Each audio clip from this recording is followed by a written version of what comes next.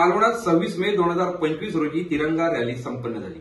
Operation सिंदूर मधील भारतीय सैन्य आणि सरकारच्या पराक्रमाच्या सन्मानार्थ असलेल्या या रॅलीची सुरुवात श्री दत्त महाराज मंदिर भरड इथनं झाली आणि सांगता मालवण बंदर धक्का तथा बंदर जेटी इथं झाली। या रॅलीत पहलगाम येथील भारतीय नागरिकांवर पाक पुरस्कृत दहशतवादी हल्ल्यानंतरच्या ऑपरेशन सिंदूरच्या माध्यमातून भारतीय सैन्याने पाकिस्तानला जे सडेतोड उत्तर दिलं, त्या पार्श्वभूमीवर ऑपरेशन सिंदूरमध्ये भारतीय लष्कराच्या तिन्ही दलांनी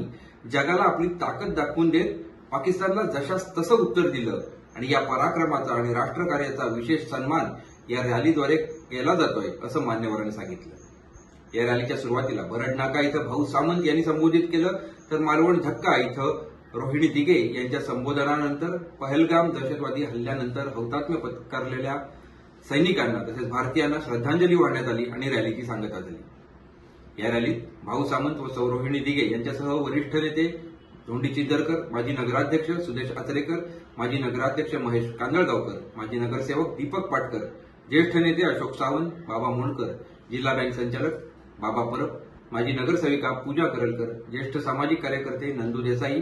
सूर्यकांत फणसेकर, मातृत्व आधार फाउंडेशनचे संस्थापक अध्यक्ष संतोष लोडबे, युवा पदाधिकारी ललित चव्हाण, संदीप बोडवे, श्रीराज वादेकर, दर्शन वेंगुर्लेकर, मिलिंद झाड तसंच तालुक्यातील आणि शहरातील मान्यवर पदाधिकारी, कार्यकर्ते आणि राष्ट्रप्रेमी उपस्थित होते।